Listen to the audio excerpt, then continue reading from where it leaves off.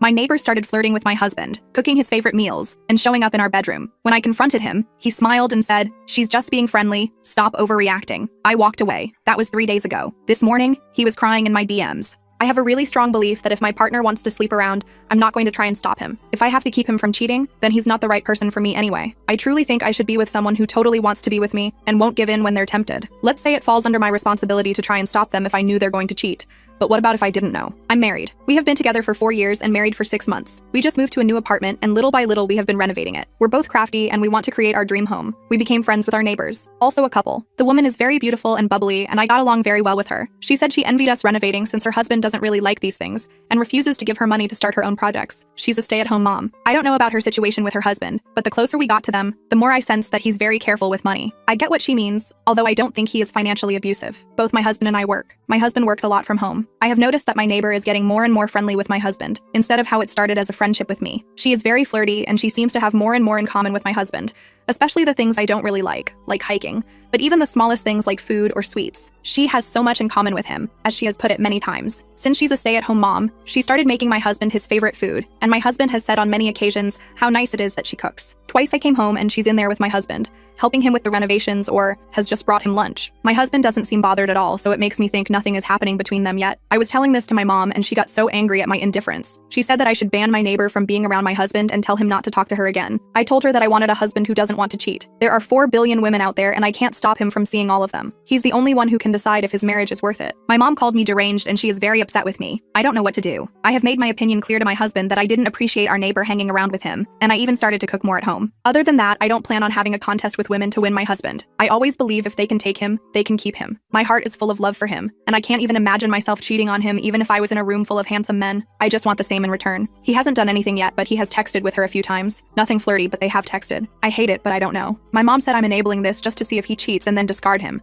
but all I wish is that he chooses me. I stared at my phone for a long time after mom hung up on me. Her words kept echoing in my head, especially the part about me being deranged. Maybe I was. Maybe normal wives didn't think like this. But I couldn't shake the feeling that if I had to guard Billy like some kind of possession, then what was the point? The next morning, I left for work earlier than usual. Billy was still in bed, and I kissed his forehead before grabbing my laptop bag. The marketing presentation I'd been working on needed final touches before the client meeting, but my mind kept wandering to yesterday's conversation with mom. When I got to the office, my coworker Victoria noticed something was off. She brought me coffee and sat on the edge of my desk. "Rough night?" she asked. I shrugged and took a sip. "Just family stuff." Victoria studied me for a moment. "You know, when my ex started getting friendly with his personal trainer, everyone told me I was crazy for not saying anything. They said I should have fought for him, made rules, checked his phone." She paused. I didn't. And you know what? When he finally left me for her, I realized I'd been preparing myself for it the whole time instead of actually working on our marriage. Her words hit harder than I expected. I mumbled something about needing to finish my presentation and turned back to my computer, but I couldn't focus. Was I doing the same thing? Preparing for Billy to leave instead of fighting for us? Around lunch, my phone buzzed. A text from Billy. "Lily brought over homemade lasagna. There's leftovers in the fridge for you tonight." I stared at the message. Of course she did. I typed back a simple thanks and put my phone away. The client meeting went well, but I barely remembered any of it. My boss complimented my presentation, but all I could think about was Lily in my kitchen, probably wearing something cute, laughing at Billy's jokes while he worked on installing the new backsplash we'd picked out together. I decided to leave early, maybe surprise them both by actually being there when she just happened to stop by. But as I drove home, I kept hearing mom's voice calling me deranged, and Victoria's story about preparing for the end instead of fighting for her relationship. The apartment building's parking garage was darker than usual. One of the lights had burned out. I grabbed my purse and headed for the elevator, my heels clicking against the concrete. That's when I saw them. Lily and Billy were by the mailboxes in the lobby. She was holding a package, gesturing animatedly about something. Billy was leaning against the wall, smiling at whatever story she was telling. Then she touched his arm, letting her hand linger while she laughed. I froze by the elevator doors. This was it. This was the moment I could march over there, stake my claim, tell her to back off. But I didn't. I pressed the elevator button and waited. Billy noticed me first. "Sarah, you're home early." He straightened up, and Lily's hand fell away from his arm. "Client meeting ended sooner than expected," I said, keeping my voice neutral. The elevator doors opened, and I stepped inside. "Hi, Lily." "Oh, hi." She held up the package. "I was just telling Billy about this new craft supply store I found. They have the most amazing selection of tiles. Perfect for your bathroom renovation." "That's nice." I pressed our floor number. Billy joined me in the elevator, but Lily stayed in the lobby. "I should get back," she said. "Derek will be home soon. But Billy, let me know about that hiking trail we discussed. I'd love to check it out." The elevator doors closed before he could respond. We rode up in silence. I could feel him looking at me, probably trying to gauge my reaction. Inside our apartment, the smell of lasagna lingered in the air. I set my purse down and went to change clothes. Billy followed me to the bedroom. "The client loved the campaign?" he asked, sitting on the bed. "Yeah, they did." I pulled off my blazer and hung it up. "So you're going hiking with Lily now?" He shrugged. "She mentioned there's a new trail that opened up near the river. Thought it might be fun to check out. You could come too if you want." I almost laughed. We both knew I hated hiking. That was the point, wasn't it? Another thing they had in common that I didn't share. "I'm good," I said, pulling on a comfortable sweater. "You two have fun." Billy frowned. "Sarah, are you upset about something?" This was my chance. I could tell him how I felt, how Lily's constant presence was starting to bother me, how her touches and looks were obviously more than friendly. But then what? Demand he stop talking to her? Forbid him from going hiking? Become the controlling wife I swore I'd never be? "No," I said, just tired from the presentation. He stood up and wrapped his arms around me from behind. "The lasagna's really good. She used fresh basil from her garden." Of course she did. That evening I attempted to cook dinner, but we had lasagna leftovers, so I made a salad instead. Billy talked about the progress on the bathroom tile while we ate. He mentioned that Lily had offered to help since she'd done her own bathroom last year. "That's helpful," I managed. My phone rang. Mom's name flashed on the screen. I almost didn't answer, but Billy was already clearing the dishes, so I stepped onto our small balcony. "I've been thinking about our conversation," Mom started without preamble, "and I need you to understand something. When your father had his affair, I saw the signs. The late meetings, the new cologne, the way he'd smile at his phone, and I said nothing because I trusted him. I thought our love was enough." I gripped the balcony railing. "Mom, Billy isn't Dad." "No, but that woman is circling him like a shark, and you're just watching it happen." Her voice cracked. "I don't want you to go through what I did." "What do you want me to do?" I asked. "Chain him to the apartment? Check his phone? Become someone I'm not?" "I want you to fight for your marriage." "By doing what? Playing some competition with Lily? If Billy wants her instead of me, then keeping them apart won't change that. It'll just delay the inevitable." "You're so stubborn," Mom said. "Just like your father." That stung more than I expected. After she hung up, I stayed on the balcony, watching the city lights twinkle in the distance. Maybe I was being stubborn. Maybe I was being naive. But I couldn't shake the belief that love shouldn't require constant vigilance. When I went back inside,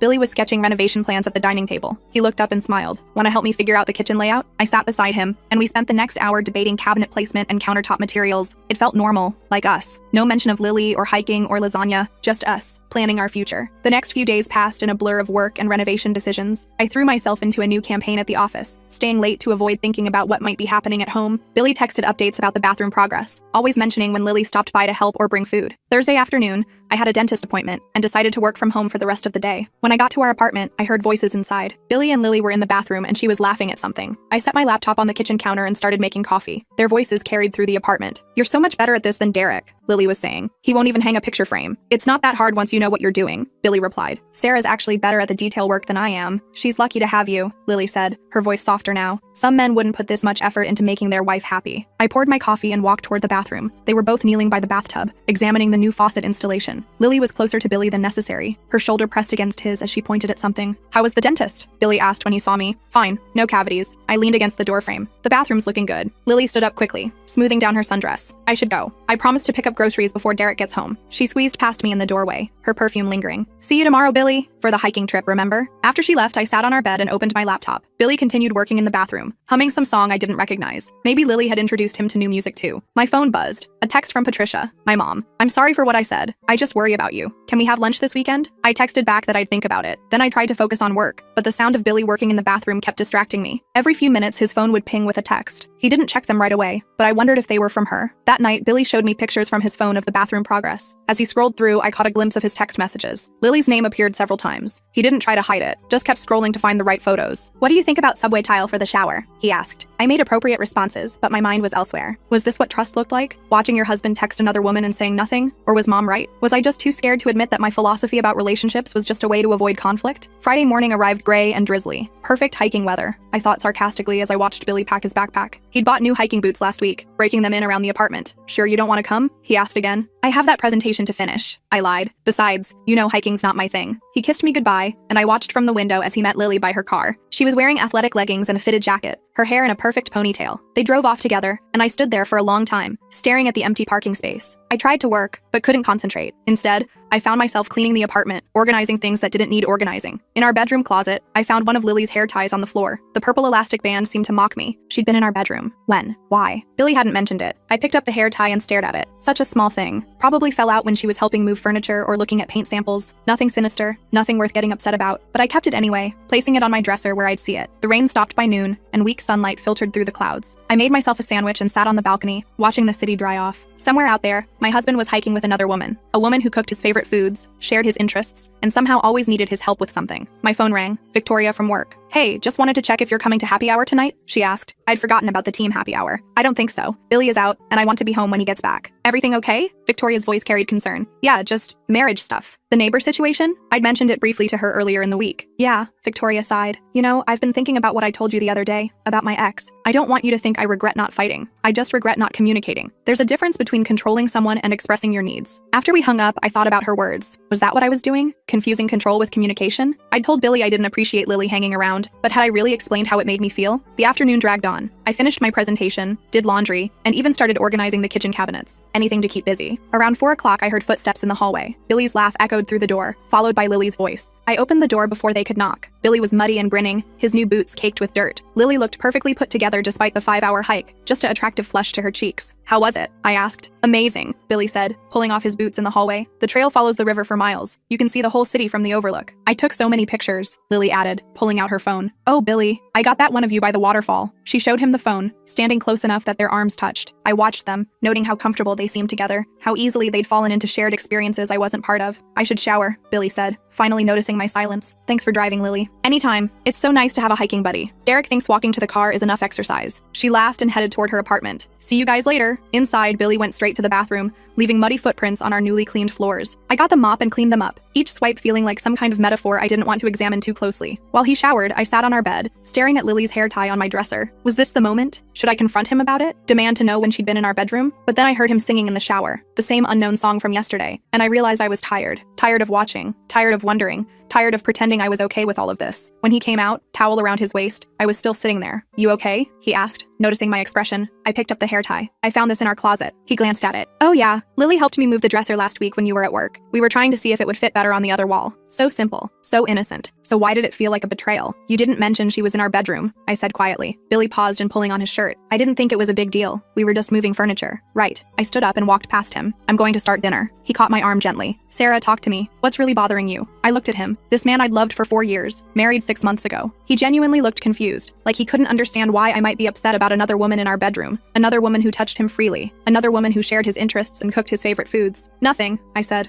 I'm just tired. But as I walked to the kitchen, I wondered if Mom was right. Maybe I was deranged. Maybe my principles about trust and freedom were just pretty words I used to avoid the messy reality of actually fighting for my marriage. I started pulling ingredients out for dinner, determined to cook something impressive. But as I chopped vegetables, I kept thinking about Lily's perfect lasagna, her fresh basil, her easy laughter. Was this what I'd become? A woman competing with her neighbor for her own husband's attention? The knife slipped, nicking my finger. I cursed and ran it under cold water. Billy appeared instantly. Let me see, he said, taking my hand gently. He examined the cut, then got the first aid kit. As he bandaged my finger, I watched his face, focused and concerned. I love you, I said suddenly. He looked up, surprised. I love you too. But as he went back to whatever he'd been doing, I wondered if love was enough, or if Mom and Victoria were right, and I needed to do something more than just trust and hope. The weekend arrived with unusual warmth for the season. Billy suggested we work on the kitchen renovations, and I agreed eagerly. Maybe this was what we needed. Time together on our project, our dream home. But Saturday morning, Lily knocked on our door with fresh muffins and an offer to help. I love interior design, she gushed, settling at our table with her coffee. And you guys have such vision for this place. So instead of a couple's project, it became a group effort. I found myself relegated to picking paint samples while Billy and Lily discussed cabinet hardware with the enthusiasm of HGTV hosts. Derek never lets me change anything, Lily said, running her hand along our counter. He says it's a waste of money. You're so lucky, Sarah. I wanted to ask if she felt lucky when her husband controlled their finances, but I bit my tongue. That wasn't my business. Just like her growing friendship with my husband apparently wasn't my business either. Sunday brought Patricia's lunch invitation back to mind. I texted her that I'd meet her at our usual place, a small cafe downtown. Billy was planning to work on the bathroom grout. And yes, Lily had already offered to help since she had experience with it. Mom was waiting when I arrived, her expression carefully neutral. We ordered our usual salads and sat in uncomfortable silence for a moment. I'm sorry, she said finally, for calling you deranged. That was cruel. It's okay, I said, though it wasn't really. But I'm not sorry for worrying about you. She leaned forward. Sarah, sweetheart, I see you making the same mistakes I did. Trusting blindly, ignoring red flags, thinking love conquers all. Billy isn't cheating on me, I said firmly. Not yet. She stirred her iced tea, but he's enjoying the attention, and that woman knows exactly what she's doing. I thought about Lily's touches, her convenient shared interests, her constant presence. Even if that's true, what am I supposed to do? Tell him he can't have female friends? You set boundaries, Mom said. You tell him that having her in your bedroom makes you uncomfortable. You explain that her flirting isn't appropriate. You fight for your marriage instead of just hoping for the best. And if he chooses her anyway? Mom reached across the table and took my hand. Then at least you'll know you tried. Right now, you're just making it easy for them. We talked for another hour, about Dad, about her regrets, about the difference between trust and naivety. By the time I left, my head was spinning with conflicting thoughts. When I got home, the apartment smelled like paint and cleaning solution. I found Billy and Lily in the bathroom, both splattered with grout, laughing about something. Lily was kneeling next to him, her hand on his shoulder for balance. "How's it going?" I asked from the doorway. They both looked up, and Lily's hand stayed on Billy's shoulder for a hit too long before she removed it. "Great," Billy said. "Lily's a grout expert. We'll be done in no time." "I should go," Lily said, standing up slowly. "Derek's probably wondering where I am." After she left, I helped Billy clean up the tools. We worked in silence, the earlier laughter replaced by the sound of running water and clinking tiles. "Your mom okay?" he asked finally. "Yeah, she's worried about me." "About what?" I turned to face him. "About Lily." He stopped cleaning and looked at me. "Sarah, we've talked about this. She's just a friend. Who's in love with you?" The words hung between us. Billy shook his head. "That's ridiculous. She's married. So are you." He set down the sponge he was holding. "What do you want me to do? Ignore our neighbors? Be rude to her?" "I want you to see what everyone else sees," I said. "I want you to care that it makes me uncomfortable." "You said you trusted me," he countered. "You said if I wanted to cheat, you wouldn't stop me." "I do trust you," I said, feeling tears prick my eyes. "But that doesn't mean I have to like watching another woman pursue my husband." Billy stepped closer, cupping my face in his hands. "No one is pursuing me. Lily's just friendly. You're seeing things that aren't there." But as he kissed my forehead and went back to cleaning, I wondered which one of us was really blind. That night, I lay awake thinking about everything. My philosophy about relationships, Mom's warnings, Victoria's regrets, Lily's hair tie still sitting on my dresser. Was I being strong or stupid? Principled or passive? Monday morning came too soon. I dragged myself to work, grateful for the distraction of deadlines and meetings. But during lunch, I got a text from Billy. "Lily brought homemade soup. Saved you some for dinner." I stared at my phone. Another meal, another gesture, another step closer to whatever line we were approaching. Instead of responding, I called Victoria. "Want to grab coffee after work?" We met at a place near the office. I told her everything, from my beliefs about trust to Lily's escalating behavior to Billy's obliviousness. Victoria listened without judgment, then said, "Can I ask you something? What would have to happen for you to actually do something? Where's your line?" I thought about it. I don't know. Physical cheating, I guess. "So emotional affairs are okay?" "That's not what I said. But that's what you're accepting." She leaned back in her chair. "Look, I'm not saying you should go crazy jealous wife on him, but there's a middle ground between controlling someone and having no boundaries at all." That night, I came home to find Billy cooking dinner. Actual cooking, not reheating Lily's food. The gesture touched me more than it should have. "I thought we could eat together," he said. "Just us. No renovations, no neighbors, just dinner." We ate by candlelight, talking about everything except Lily. It felt like old times, before the move, before the complications. I almost forgot my worries until his phone buzzed with a text. He glanced at it but didn't respond. "Lily's asking about paint colors for our kitchen." "At 8 p.m.? He shrugged. "She's excited about the project." The moment shattered. Even during our dinner, she was there, texting my husband about our home. Tuesday through Thursday blurred together. Work was busy, which helped. But every evening brought new evidence of Lily's presence. Her contributions to our renovations, her food in our fridge, her laughter echoing through our walls. Thursday night, Derek knocked on our door. Billy was in the shower, so I answered. "Is Lily here?" he asked, looking tired. "No, I haven't seen her today." He nodded slowly. "She's been spending a lot of time over here." I thought maybe. He trailed off. "Derek, is everything okay?" He laughed bitterly. "She says I don't appreciate her, that I'm stifling her creativity, that your husband understands her better than I do." My heart sank. "I'm sorry. Are you?" He looked at me directly. "Because from where I'm standing, it seems like you're just letting this happen." After he left, I stood in the doorway for a long time. Was I letting this happen? Was my trust just another word for cowardice? Friday morning, I woke up with a decision. I couldn't control Billy or Lily, but I could control myself. I could stop being passive. I could set boundaries without becoming someone I wasn't. But first, I had to get through the day. Billy mentioned he was working from home, and I kissed him goodbye with more intensity than usual. "I love you," I said against his lips. "Love you too," he murmured, already distracted by his laptop. At work, I threw myself into projects, staying focused despite the churning in my stomach. I knew what was coming. Lily would show up at our apartment. She always did when I was gone and Billy was home. But this time, I had a plan. I told my boss I was taking a half day, claiming a doctor's appointment. Instead, I drove home slowly, gathering my courage. I wasn't going to make a scene. I wasn't going to be the crazy, jealous wife. I was just going to be present. As I pulled into the parking garage, I saw Lily's car in its usual spot. Of course, I took the elevator up, my heart pounding. This wasn't about catching them doing anything wrong. This was about showing up for my marriage instead of hiding at work. I heard them before I opened the door. Lily's laugh, high and bright. Billy's lower chuckle. They were in the living room, and as I walked in, I saw them on the couch. Not touching, but close. Too close. Paint samples spread on the coffee table between them. But it was Lily's hand on Billy's knee that made me stop cold. They both looked up when they heard me. Billy immediately stood, looking guilty. But Lily didn't move. She kept her position on our couch, her hand sliding slowly off my husband's knee, and looked at me with something I finally recognized. It wasn't pity. It was challenge. "Sarah," Billy said. Too bright, too fast. "You're home early." I set my purse down carefully, my eyes never leaving Lily's. I thought I'd help with the paint selection. Lily finally stood, smoothing down her dress. Another sundress despite the cool weather. "I should go. You two probably want to discuss the colors alone." "Yes," I said simply. "We do." She gathered her things slowly, deliberately. At the door, she turned back. "Billy, let me know about that new restaurant. I'd love to try it." After she left, the apartment felt too quiet. Billy stood by the couch, paint samples still scattered around him. "Sarah," he started. "No," I said, holding up my hand. "I need to say something first." I took a deep breath, my hands trembling slightly. Billy waited, his expression shifting from guilty to confused to defensive in the span of seconds. "I've been thinking about what trust really means," I began, moving to sit in the armchair across from him, and I realized I've been confusing trust with negligence. Billy sat down slowly on the couch, the the paint samples crinkling under him. Sarah, nothing happened. We were just looking at colors. With her hand on your knee, he ran his fingers through his hair.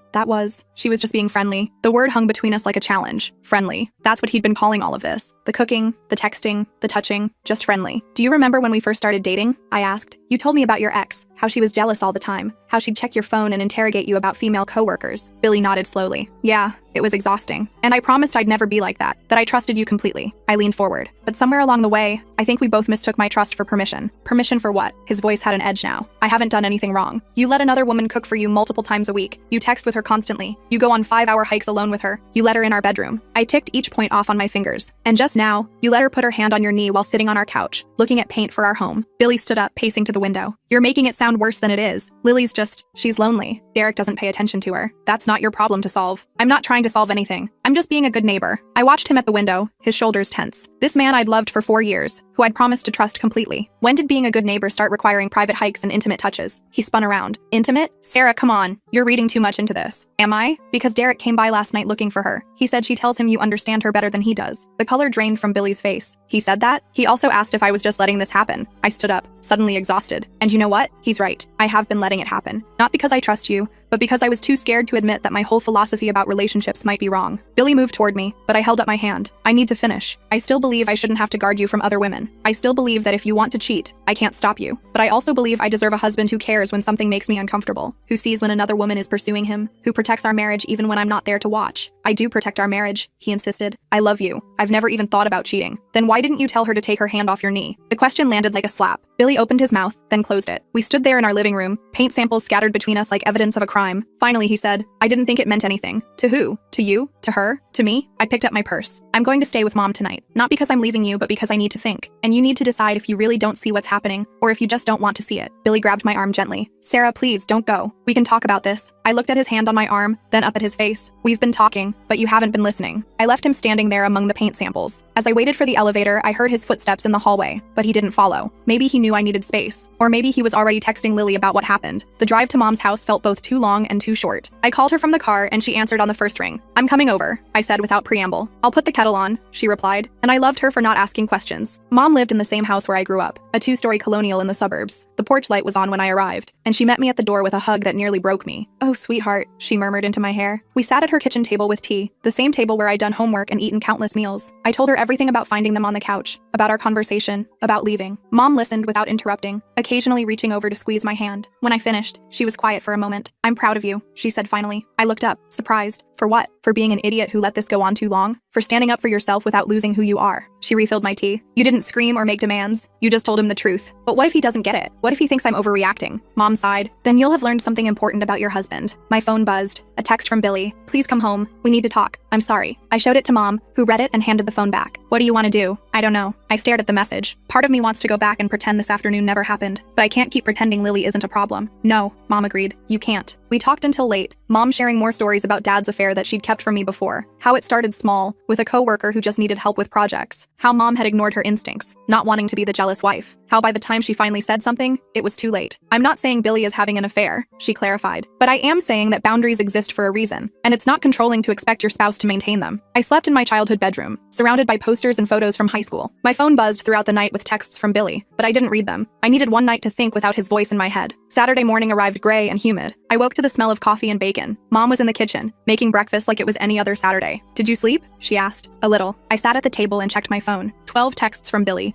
ranging from apologetic to frustrated to worried. One from Victoria checking in, and one from a number I didn't recognize. I opened the unknown number first. It was from Derek. I'm sorry about what I said last night. This isn't your fault. We need to talk about our spouses. I showed Mom the message. She raised an eyebrow. That's interesting. Should I respond? I think you should go home and talk to your husband first, she said. But maybe Derek has insights you need to hear. After breakfast, I drove home slowly, rehearsing what I wanted to say. But when I got to our apartment building, I saw Lily's car in the parking garage. My stomach dropped. Of course she was here. I took the elevator up, my hands shaking. The apartment door was unlocked, and I heard voices from the kitchen. Taking a deep breath, I walked in. Billy and Lily were at the dining table with coffee and what looked like homemade cinnamon rolls. They both looked up when I entered. Billy jumped to his feet. Sarah, I didn't know you were coming back this morning. Lily didn't move. She sat there in another sundress, this one yellow, looking perfectly comfortable in my home. Good morning, Sarah. I just brought over some rolls. I thought you guys might need comfort food after yesterday. The audacity took my breath away. She knew about our fight, which meant Billy had told her, which meant they'd been talking after I left. Lily, I said calmly, you need to leave. Now. She blinked, playing innocent. Oh, I'm sorry. I didn't mean to intrude. I was just trying to help. Now, I repeated. Billy stepped forward. Sarah, she was just being nice. No, I turned to him. She wasn't being nice. She was marking territory. And the fact that you can't see that is exactly the problem. Lily stood slowly, smoothing her dress. I think there's been a misunderstanding. Billy and I are just friends. I laughed, surprising all of us. Friends don't put their hands on each other's knees. Friends don't text constantly about things that could wait. Friends don't show up the morning after a couple's fight with baked goods and sympathy. You're being paranoid, Lily said, her sweet facade cracking slightly. Am I? Then why did your husband come looking for you here? Why does he think my husband understands you better than he does? Lily's face flushed. Derek doesn't understand me. He never has. At least Billy appreciates. Stop. I held up my hand. Whatever you think is happening here, it's not. Billy is my husband. This is our home, and you're no longer welcome in it. Sarah, Billy protested. You can't just ban our neighbor? Yes, I can. I turned to him. And if you have a problem with that, then we have bigger issues than I thought. Lily gathered her purse, her movements sharp. At the door, she turned back. You know, Sarah, maybe if you shared more of his interests, he wouldn't need to find companionship elsewhere. The words stung, hitting exactly where she'd aimed, but I didn't flinch. Maybe if you worked on your own marriage instead of circling mine, you wouldn't need to find validation from unavailable men. She left, slamming the door behind her. Billy and I stood in our kitchen, the cinnamon rolls cooling between us. That was cruel, he said finally. Which part? Me setting boundaries or her implying I'm not enough for you? Billy sank into a chair. I can't believe you just did that. She's our neighbor. We have to live next to them. We have to live with each other first. I sat across from him. Billy, I need you to be honest with me. Do you have feelings for her? No. The denial came quick and forceful. God, no, I love you. Then why didn't you see what everyone else saw? He was quiet for a long moment. Maybe I liked the attention. Not in a romantic way, he added quickly. But it felt good to have someone think I was interesting. Someone who wanted to hear about my day and shared my hobbies. I want to hear about your day, but you don't want to go hiking. You don't care about the same music or movies. And that's fine, he said. I'm not saying you should, but when Lily showed interest in those things, it felt nice. The honesty hurt, but I appreciated it. So you knew she was flirting. Billy rubbed his face. I thought it was harmless. I thought as long as I didn't cross any lines, it was okay. You let her in our bedroom. To move furniture. You went on a 5-hour hike alone with her. It was just hiking. She put her hand on your knee. He fell silent at that. We sat there, the weight of months of small betrayals between us. I need to know something, I said. If I hadn't come home yesterday, what would have happened? Billy looked up sharply. Nothing. Nothing would have happened. But would you have moved her hand? Or would you have let it stay there, telling yourself it didn't mean anything? He didn't answer, which was answer enough. My phone buzzed. Another text from Derek. Can we talk? I have information you need to know. I showed Billy the message. His face went pale. What kind of information? I don't know, but I think I should find out. Billy reached for my hand. Sarah, I'm sorry. I'm so sorry. I never meant for any of this to happen.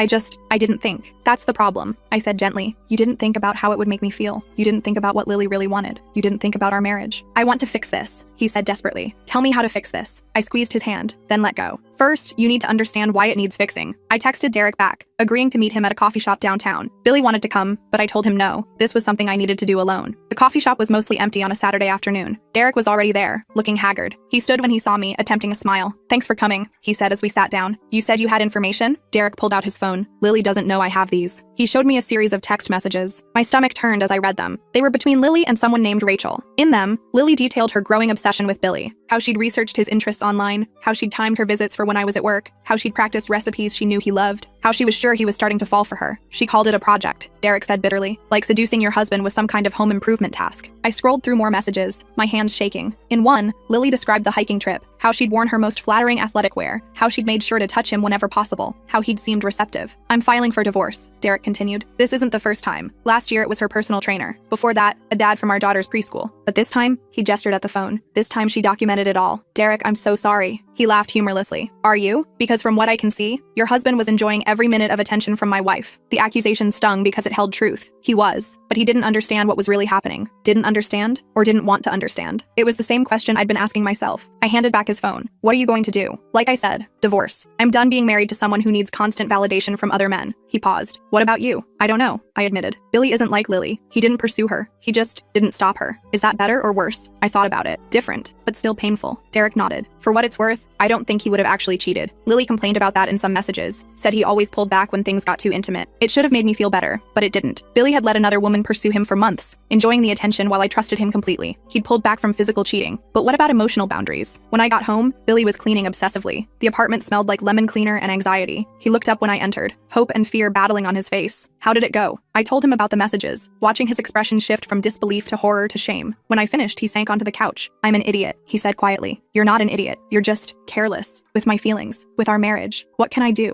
How do I make this right? I sat beside him, not touching. I think we need help. Professional help. Billy nodded immediately. Couples therapy? Yes, whatever you need. What I need, I said carefully, is a husband who sees threats to our marriage before they're sitting on our couch with their hand on his knee. That night, we slept in the same bed but didn't touch. The distance between us felt like miles. I lay awake thinking about trust and boundaries, about the fine line between controlling and caring. Sunday passed in awkward politeness. We worked on house projects separately, the renovation that had brought us together now highlighting our distance. I caught Billy checking his phone repeatedly, and each time my stomach clenched. She's not texting, he said, noticing my attention. I blocked her number. When? Yesterday, after you left to meet Derek. It was something at least, but the damage was done. Every time his phone buzzed, I wondered. Every time he smiled at something on his screen, I questioned. This was what I'd been trying to avoid, becoming suspicious and paranoid. But maybe some suspicion was healthy. Maybe blind trust was just another form of blindness. Monday morning, I called in sick to work. I needed to research therapists, to process everything that had happened. Billy worked from home and we moved around each other like ghosts. Around noon, there was a knock at the door. We both froze. Billy looked at me, asking permission with his eyes. I nodded. It was a delivery person with a package. Billy brought it inside, checking the label. It's from Lily, he said, his voice flat. Inside was a set of hiking boots in my size and a note. For Sarah, in case you want to join next time. L. The passive-aggressive gesture was so perfectly Lily. Even in defeat, she had to twist the knife. Billy looked horrified. I'll return them, he said quickly. No, I picked up the boots. I'll keep them. As a reminder. Of what? That some gifts come with strings attached. And that maybe I should pay more attention to what's happening in my own home. That afternoon, I made an appointment with a couples therapist for Thursday. Billy thanked me repeatedly, as if I was doing him a favor instead of trying to save our marriage. Tuesday brought new challenges. I returned to work, but concentration was impossible. Victoria noticed immediately. You look terrible, she said bluntly during lunch. I told her everything. She listened without judgment, occasionally shaking her head. The hiking boots were a nice touch, she said sarcastically. Real classy. I keep thinking about what she said, about sharing his interests. Victoria snorted. That's bull. My husband loves football. I hate it. You know what he does? He watches with his friends and then comes home to me. Because marriage isn't about being the same person. But what if Billy needs someone who shares his interests? Then he should have married someone else, Victoria said firmly. You don't get to marry someone and then act surprised when they're exactly who they always were. Her words stayed with me through the afternoon. When I got home, Billy was cooking dinner. Actually cooking, not reheating Lily's food. I thought we could eat together, he said hopefully. I made your favorite. We ate in relative silence, the clink of silverware loud in the quiet. Finally, Billy spoke. I've been thinking about what you said, about seeing threats to our marriage. He set down his fork. I think I did see it. Part of me knew Lily was flirting, but I told myself it was harmless because I wasn't interested in her that way. But you liked the attention. Yes, he admitted. I liked feeling wanted, appreciated, and I'm sorry. I'm so sorry that I let that become more important than your feelings. I appreciate your honesty, I said, but I need to know this won't happen again. Not with Lily, not with anyone. It won't, I promise. But promises felt fragile now. Trust, once broken, wasn't easily repaired. Wednesday passed in a blur of work and avoided neighbors. I saw Derek in the parking garage, boxes in his arms. He nodded at me but didn't stop to talk. The marriage dissolution was already beginning next door. That evening, Billy showed me his phone. I want you to see this, he said, opening his messages. There were several texts from Lily to his blocked number, invisible to him but somehow still delivered. They ranged from apologetic to angry to pleading. In one, she accused me of being controlling. In another, she said Billy would regret choosing his jealous wife over true friendship.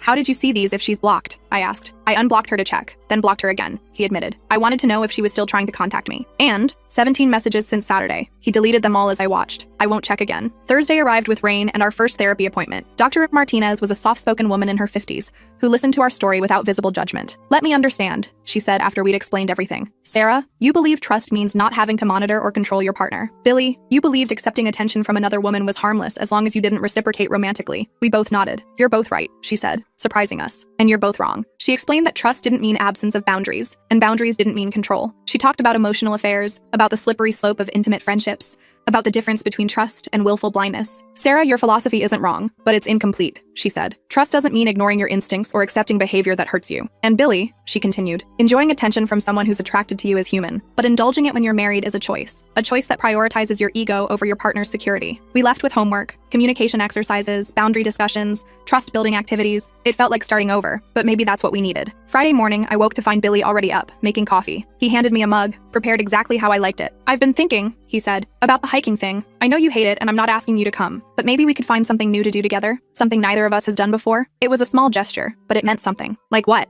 I don't know. Cooking classes, dance lessons, pottery? I smiled despite everything. Pottery could be fun. Yeah? He looked hopeful. We could make our own dishes for the kitchen. For the first time since finding Lily's hand on his knee, I felt a spark of our old connection. We spent breakfast researching pottery classes, debating which studio looked best. But reality intruded when we left for work. Lily was in the hallway, dressed for the gym. She looked between us, her expression unreadable. Good morning, she said coolly. Billy didn't respond, walking past her to the elevator. I paused, meeting her eyes. Good morning, Lily, I said calmly. How's Derek? Her face tightened. We're working through some issues. I'm sure you are. I joined Billy at the elevator. Good luck with that. As the doors closed, I saw her standing alone in the hallway, beautiful and furious and defeated. I didn't feel victorious, just sad for everyone involved. That weekend, Billy and I attended our first pottery class. We were terrible, our bowls lopsided and glazes uneven. But we laughed together for the first time in weeks, covered in clay, and focused on creating rather than destroying. "This is nice," Billy said, attempting to center his clay for the 10th time. "Even though I'm bad at it?" I teased. "Especially because you're bad at it," he grinned. "We can be bad at it together." It wasn't fixed. Trust still felt fragile, and I caught myself checking his phone when he left it on the counter. But we were trying, both of us, together. Sunday night, as we cleaned up from dinner, Billy said, "I know it doesn't erase what happened, but I want you to know, I choose you. Every day, I choose you. Even when things are hard, even when we don't share every interest, you're my person." I wanted to believe him. Most of me did. But part of me wondered what would happen the next time a beautiful woman showed interest in his hobbies. Would he remember this conversation? Would he see the threat before it was sitting on our couch? "I choose you too," I said, "but I need you to protect that choice, to guard it, not from me, but with me." He pulled me into a hug, and I let myself sink into it. We stood there in our kitchen, holding each other among the renovation supplies and half-finished projects. It wasn't perfect, but it was ours. My phone buzzed with a text from Mom. "How are you doing, sweetheart?" I showed Billy the message and typed back, "We're working on it." Because that's what marriage was, I was learning. Not blind trust or constant vigilance, but something in between. Something that required both faith and boundaries, love and protection, trust and verification. As we got ready for bed, I noticed the hiking boots Lily had sent, still sitting in our closet. Tomorrow, I'd donate them. Or maybe I'd keep them after all. Not as a reminder of betrayal, but as a reminder that sometimes the most dangerous gifts come wrapped in friendly smiles and common interests. "Sarah?" Billy called from the bedroom. "You coming to bed?" I looked at myself in the bathroom mirror. I looked tired but determined, like someone who'd learned that principles without boundaries were just pretty words, and trust without communication was just wishful thinking. "Yeah," I called back. "I'm coming." We had therapy again on Thursday. We had pottery class next Saturday. We had a marriage that needed rebuilding and trust that needed repair. But we had chosen each other, and for now, that would have to be enough. The renovation of our apartment continued, but now it felt like we were renovating more than just our home. We were rebuilding our foundation, one conversation at a time, one boundary at a time, one choice at a time. And if Lily knocked on our door again with fresh baked goods and convenient excuses, well, this time, we'd both know exactly what to do. The next morning, I woke before dawn. Billy was still asleep, one arm thrown across the space where I usually lay. I dressed quietly and went to the kitchen, needing coffee before facing whatever came next. As the machine gurgled, I heard movement from the apartment next door. Raised voices, muffled but distinct. Derek and Lily were arguing again. I pressed my ear to the wall despite myself, catching fragments. Something about lawyers, something about custody, something about Billy. My phone vibrated on the counter. A text from an unknown number with a local area code. I opened it and nearly dropped the phone. It was a photo of Billy and Lily from their hiking trip. They were sitting on a rock overlooking the river, closer than necessary, her head tilted toward his shoulder. The angle suggested someone had taken it from a distance, maybe another hiker passing by. Another text followed. "Thought you should see this." They looked pretty cozy that day. My hands shook as I stared at the image. Who would send this? And why now? Billy appeared in the doorway, rubbing his eyes. "You're up early." I turned the phone toward him. His face went white. "Sarah, that's not. We were just resting. Other hikers were around. Someone must have what?" I asked. "Noticed how close you were sitting? Thought you looked like a couple? Decided I should know?" He reached for the phone, but I pulled it back. "Do you know who sent this?" "No. I swear. Maybe someone from the building? Someone who saw us leave together?" The arguing next door grew louder. Something crashed against the wall, then silence. Billy moved toward me. "Sarah, please. This photo doesn't show anything. We were just sitting, just texting, just cooking, just renovating, just being friendly." I set the phone down. When does just become too much? Before he could answer, someone pounded on our door. We looked at each other,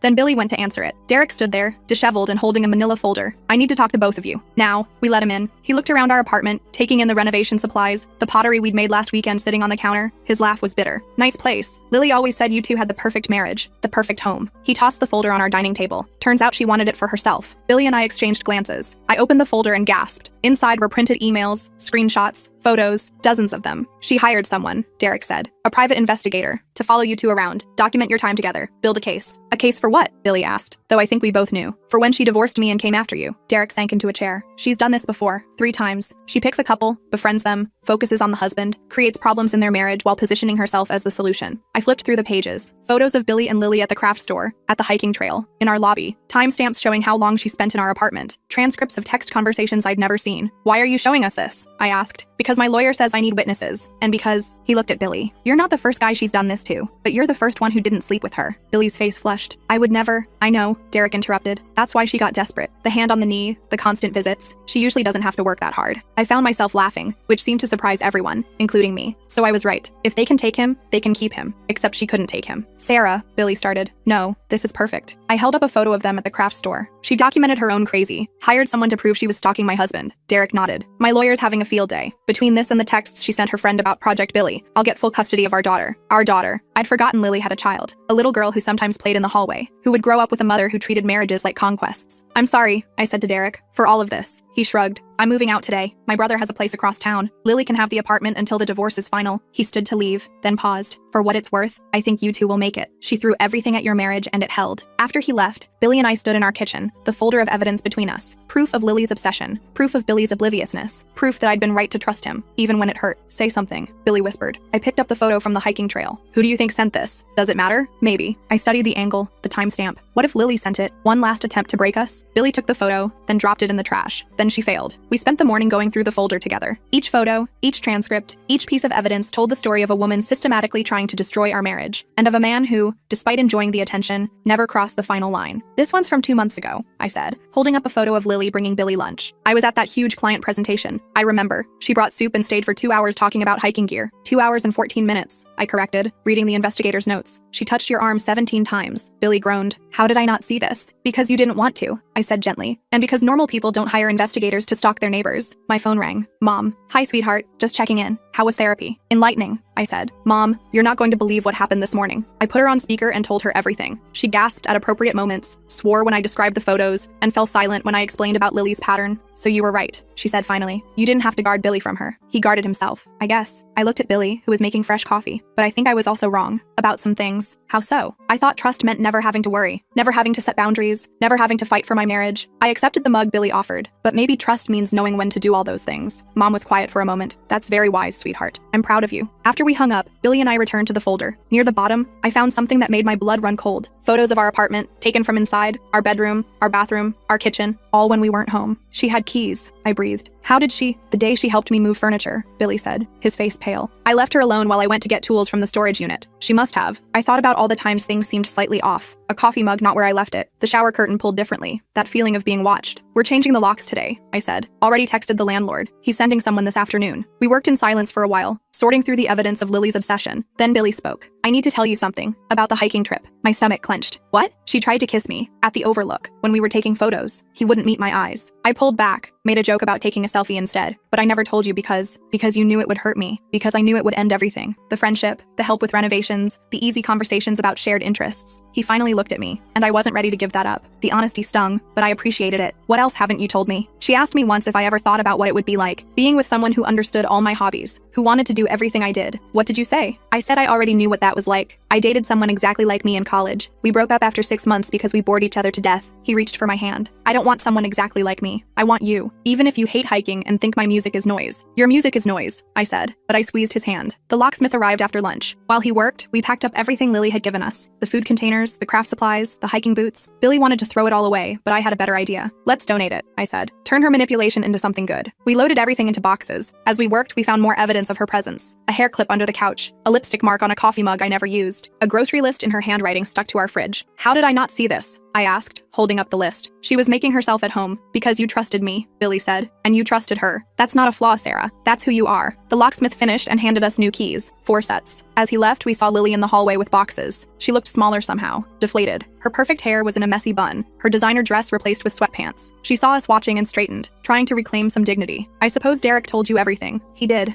I said simply. She laughed, but it sounded forced. "I bet you feel pretty superior right now. The wife who won. Nobody won," I said. "We all lost something." Her face crumpled for a moment before she caught herself. "I just wanted someone to see me, to really see me." "Derek never." "That's not our problem," Billy said firmly, "and it never should have been." Lily flinched. She picked up her box and headed for the elevator. At the last moment, she turned back. "For what it's worth, you two are solid.